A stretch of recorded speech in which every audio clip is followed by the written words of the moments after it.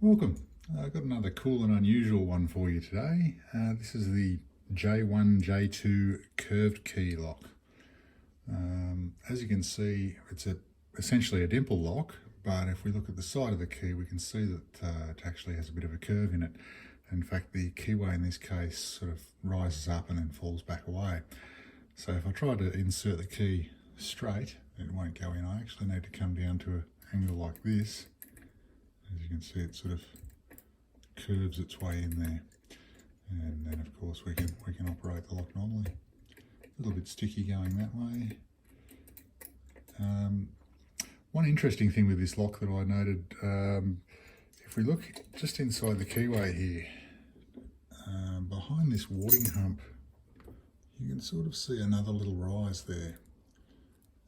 And I wasn't sure what that was, but it's apparent to me that it's likely some sort of a core break, because I've noticed if I put the tension wrench right in there, for example, and allow it to hit that little part, then when I go to pick the pins, there's absolutely no feedback.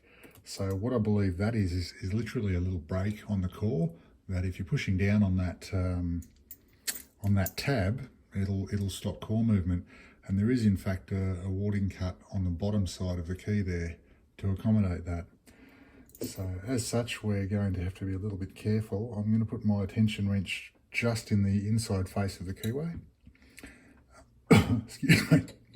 Recently got some huck picks to try out, just to compare to the multi-picks. So we're going to give it a go in this case, because frankly this keyway is going to be a little bit rough on the pick, so I'd rather use a cheaper one. Nothing on 1, nothing on 2, 3's binding, got a click, a little bit of movement.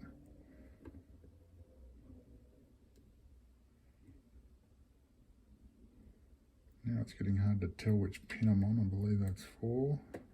I got him. Come back and check the forwards. And that's 6. There we go, nice deep fault set.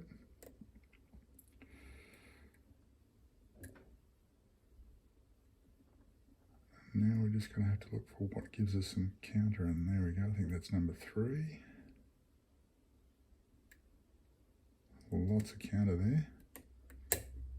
And we're open. Alright, I'll just zoom you out a little bit.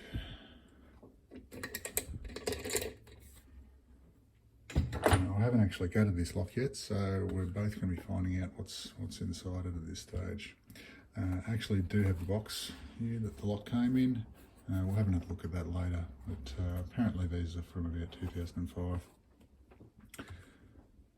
And a bit more. So there's our distinctly picked lock. Lock it back up.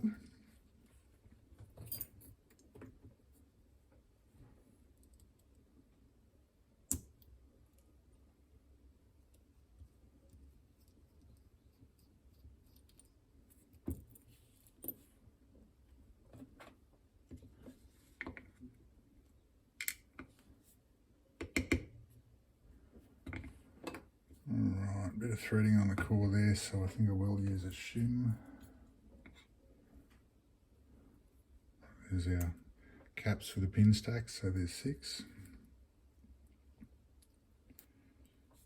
Would help if the core was unlocked, wouldn't it?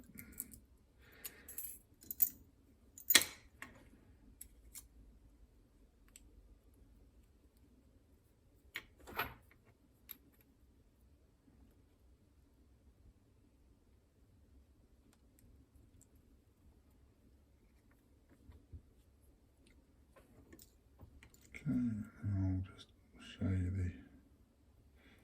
looks like this core is probably split. I'd imagine that's the only way to manufacture it. Let's get these key pins out and we'll have a look at that.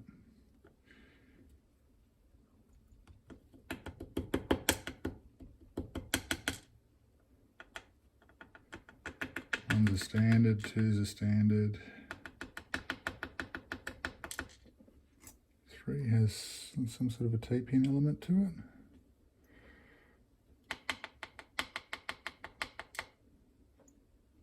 4 also. It's interesting. So there are overset traps, or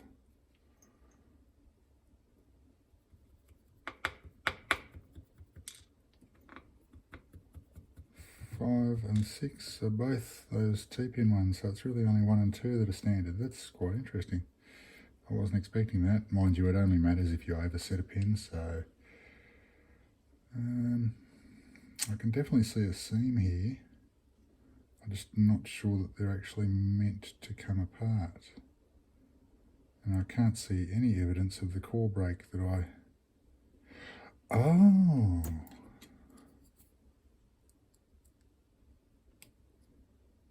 Maybe that separates the two parts of the core.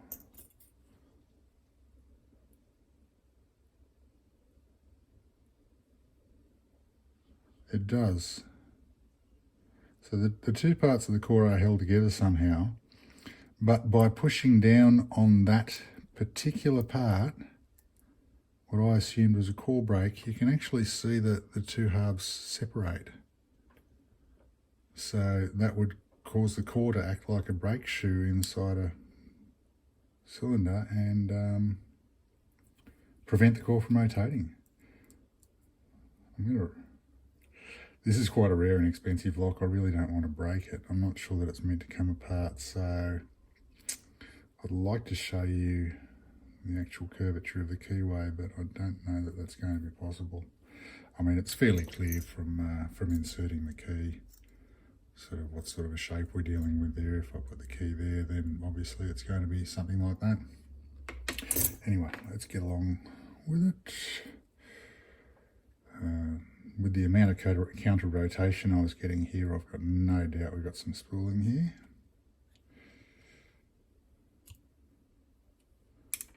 That's a ball bearing. It's interesting.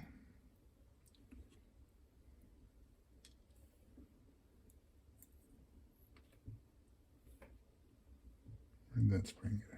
There it is.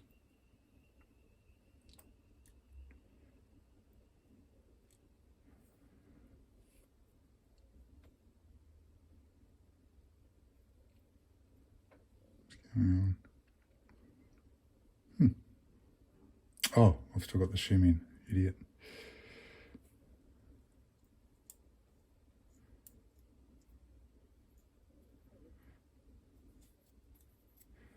There we go. That ball bearing was actually off center. That's interesting. So that's driver one. That's a tiny, tiny little spool.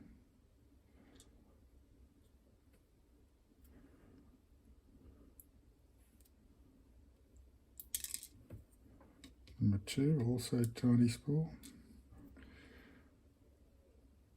Right, and then we've got that little ball bearing blind hole there.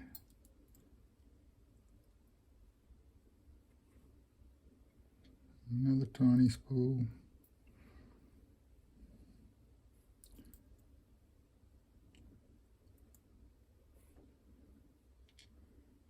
Another tiny spool. Actually, this one's nowhere near as deep as the others.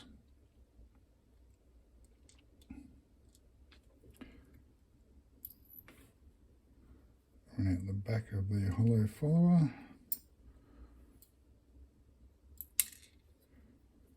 And there's our last one. Pull the springs out. No, springs aren't coming out. Okay. We'll leave all the springs in. Nothing else going on there, just the unexpected blind hole. Oh, well, I guess it's not a blind hole. There's the 4A, and there we go. There's a little detent in the core to accept that ball bearing. So it's just a centering mechanism. A little bit of flattening on the top of the core there, so which just makes for a wide and sloppy shear line. It really wasn't that difficult to pick. I guess the curvature of the keyway, killing your feedback a bit, is the probably the difficult part of it. Yes,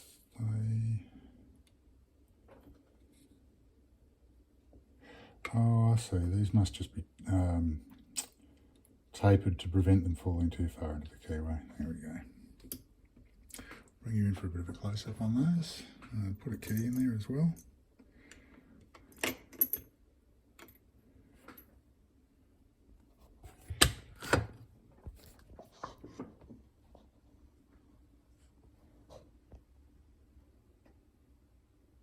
And there's our, as you can see, spool 3 is just a little bit different from the others. There's the curved key, detent, core.